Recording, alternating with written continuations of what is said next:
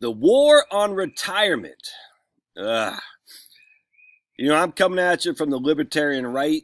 You know that I would call myself a populist as opposed to a right winger, as opposed to a pure libertarian. But I'm definitely aligned with both a hell of a lot more than I am with the left. But us on the right, libertarian populist right, we get way too caught up in just bad data, and we're gonna read this from guys that I would probably be aligned with. I'm not familiar with them, maybe to my mistake, but let's just read this because I'm reading this. I'm like, why?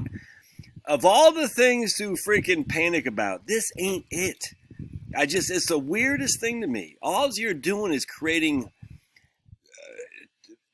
I don't want to say enemies, but I guess you're giving the insanity of the left ground to bash you because of articles like this. And it's just stupid, man. Why give the left anything? They already have everyone in their back pocket. And all you're doing is you're letting them right on in to continue on. And this is not a fight worth fighting because, and A, they're wrong. And B, it's a non-brainer. So you're not going to win. It's kind of like, I hate the minimum wage. It's stupid. But people like it. Yes, we can say they're economically illiterate. That's fine. Good luck winning. Hey, you economically illiterate people who support the minimum wage, vote for me. That doesn't work. That's just not a fight to win. You're not going to win. That's not a fight to play. You say, okay, well, we're not going to be able to do it over here. So you draw other things that you can get traction with, man. You're just not going to win some of these battles. And this one right here is a perfect example. American Institute of Economic Research, and they're definitely I don't say not a newsletter, but a website, AIER, and I refer to them quite a bit.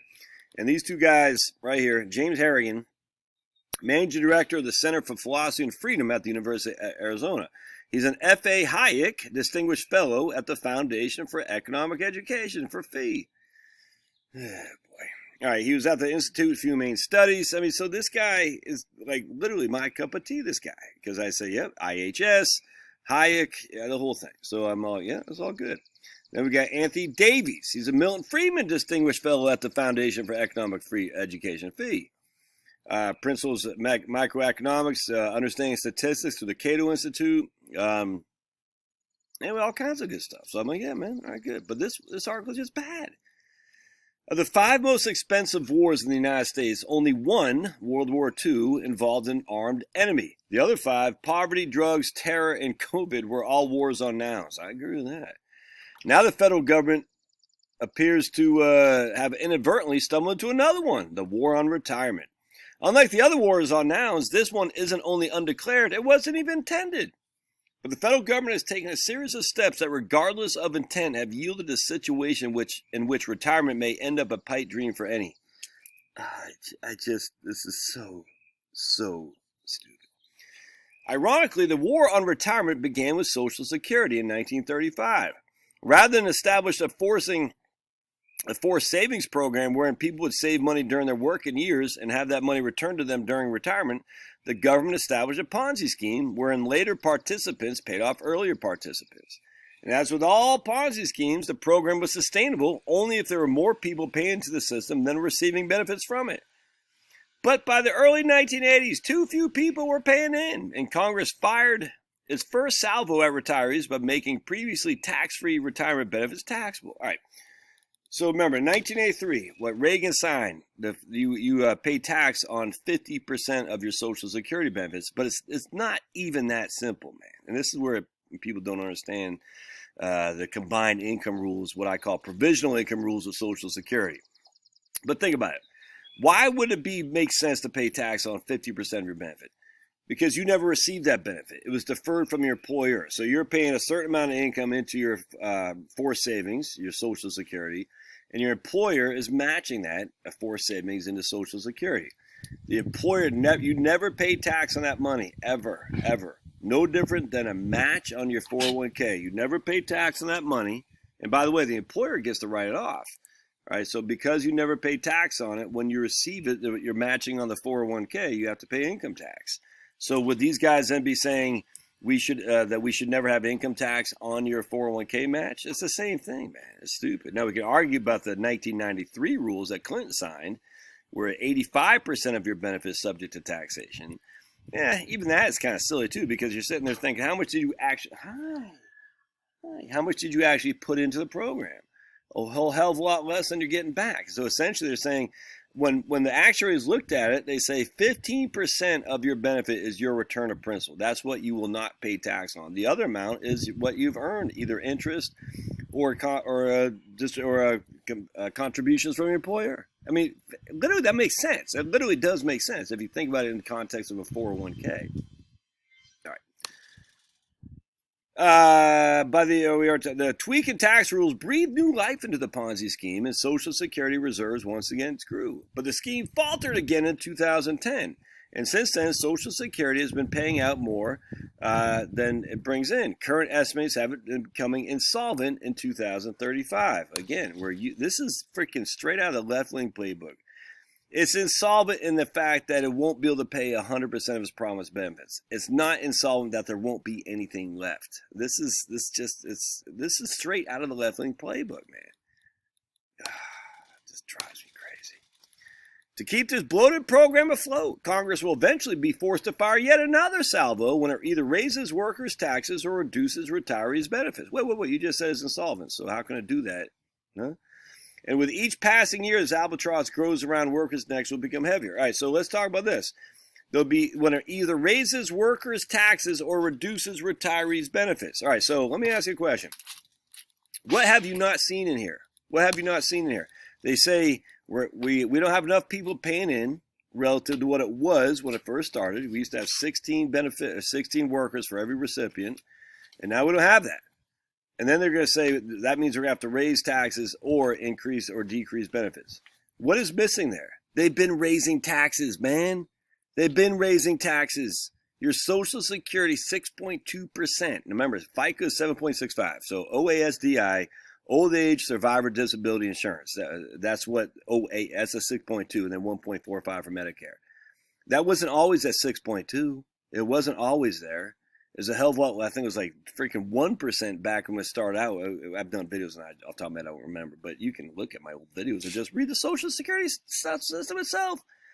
They've raised taxes time and again on payroll. Why? Because of the fact that there are less workers for beneficiary.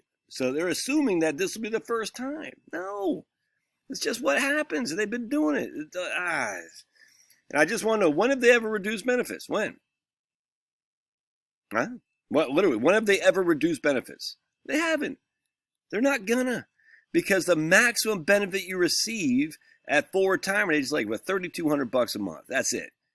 Now, they might say we're going to tax you more as an income if you have more than, I don't know, $1 million of income in retirement, something like that. I got no qualm with that. But they're not. Okay, will they reduce benefits on Bill Gates? Yeah, maybe. Is that going to do much? No, it's not going to help much with Social Security because Bill Gates doesn't get that much benefits to begin with. Stupid. I hate this. I hate this fear mongering. All right, the Federal Reserve predictably has been an invaluable ally into the government's unwitting war of retirement. And again, just stupid. Since the late 1980s, the Federal Reserve has been relentless in driving interest rates down. Interest rates on savings accounts, CDs, and even Treasury bills are now functionally zero. So these guys don't know a freaking thing about Social Security. What is Social Security's, what reserve is based on? The interest rate it gets on government bonds, you people. And I'm talking about these freaking authors here, not you people, not my audience. So if the federal government, by reducing the interest rate, it is reducing the rates that Social Security gets in this trust fund. It's not a trust fund. It's not a lockbox, but there is a amount of money that the Social Security keeps that's getting investment returns on. It's based on the interest rate of the bonds it has. It's so flippin' stupid. Just read the doggone trustees report. There's low, intermediate, high. All right, and the intermediate is a 25 to 75% threshold. The low is 0 to 25, and the high is 75% above, something like that. So the intermediate is a high probability, is what the trustees say. All right. So the low means low inflation, low in interest rates. All right. High means high inflation, high interest rates, or any combination therein. And the low unemployment, high unemployment, the whole thing. But interest rates are in that significantly as part of what keeps a Social Security solvent, is the interest rates they receive on the amount of money they have in the system. So you can't have it both ways, people. You can't say the federal government is dooming, the federal government is making itself look good by lowering interest rates. And I'll read you why they say that. But at the same time, if you know how Social Security works, you would never say that. It's stupid. All right, so basically, even the return on corporate bonds is so low as to barely keep pace with inflation. That's the way it's always been. I just, the economic illiteracy of these freaking, I don't know if they're professors or what, it boggles the flipping mind. Fed policy has put such a squeeze on, just go back to the 70s, dude. Net your corporate bonds, net your treasury bonds, net of inflation, and see what the rate of return is relative to where you are today. In fact, if you factor in taxes, it's even worse back than it is today. Fed policy has put such a squeeze on savers. The only way to save for retirement is to invest in stocks. It's just BS. While younger workers have plenty of time to weather the risk of waxing and waning stocks, forcing retirees or near retirees into stocks exposes them to risks they can't weather nearly as well. That literally makes no sense. Well, I mean, what does that have to do with Social Security? And now the Biden administration presents a coup de grace. Biden has proposed doubling the capital gain tax rates. You know, the tax you pay when you make a profit in the stock market. Okay. The White House says the elevated tax will only apply to those earning over $1 million, but tax on the rich have a solid history of eventually being applied to everyone else. Interesting. I keep hearing this. And yet, I tell you what, man, when has anyone won office on proposing to raise taxes on middle-class Americans? The last person who did that was Walter Mondale, and what happened to that guy? He only won Minnesota, and that was his home state, and he just barely won that. The idea that Congress is going to raise taxes on middle-class taxpayers, the whole thing is just stupid, man. Politicians promised a new income. He said, look at the birth of the federal income tax. Well, the beauty of the federal income tax that FDR did was withholding. Oh, man, if you had to cut your check, we would not be in the place where we are to pay your taxes. I mean, it was an amazing way to scheme to get you to release your money without noticing it. Now people think if they don't get a tax refund, their taxes went up. It's crazy. All right, politicians promised a new income tax will only be 1%. It would apply only to the rich. Once instituted, it took Congress only 5 years to raise the income tax rate sixfold and apply it to everyone, even the poor. This lack of economic history here, man. It's crazy. In real war, there are rules that require humane treatment for vanquished enemies. Retirees can expect no treatment in the war on retirement. Those who manage to save enough for retirement, despite Social Security and despite near zero interest rates, will be punished in death. The Biden administration intends to raise the tax on dying by slashing the estate tax exemption in half. Retirees' heirs would have to hand over to the federal government 40% of whatever savings the retiree had left above the exemption. Okay. So we talked about this before, and this is just idiotic. I'm embarrassed that these guys had written this. The proposed exemption, around $5 million, is high enough that it'll apply mostly to the rich and the small business owners. But like the federal income tax exemption, the estate tax will soon come for the rest of us. Will it there, guy? Because the estate tax used to be $675,000 was the exemption, and now it's $11 million, and it's portable. All right, portable means you're married. I don't use my exemption; I transfer it to my wife. It's portable to hers. Has Biden even proposed eliminating the estate tax, or no? He got rid of that in his tax plan. So if Sniffy Joe isn't doing it, well, who's going to do it? Kamala, maybe. But it's certainly not on the agenda item for Sniffy Joe as we see here today. This is just fear-mongering. It's fear-mongering. I hate it. I hate fear-mongering. And just remember, it was in 2003, my friends. The federal estate tax exemption was only $675,000. If you had a dollar over $675,000, that next dollar was taxed at, I think it was 55%. That's not what is anywhere near that today. So we can say, but look what they did in the past. Okay, let's look what they did in the last 40 years, man. By the way, he has never said Biden, I see, not getting rid of portability either. So if you're married, final joint, you still got $10 million estate that's not subject to taxation. Look, I'm not arguing in favor of that. I'm just saying at the end of the day, this is just fear-mongering. All right, now this one's a stupid one. And I mean, he's talking about the getting rid of the capital gains, the step up. I get that.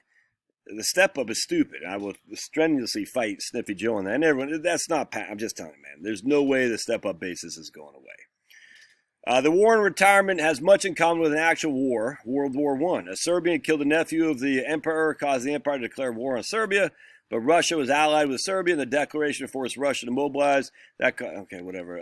So two of the war in retirement. The government never intended to wage war on retirees, but set in motion that could collectively just do that. Right, this is freaking stupid. We don't. They don't even let us have comments. Such a bad argument. Such a horrible argument. I'll let you guys figure that one out. Put a link in the show notes. Love to hear your thoughts. See ya.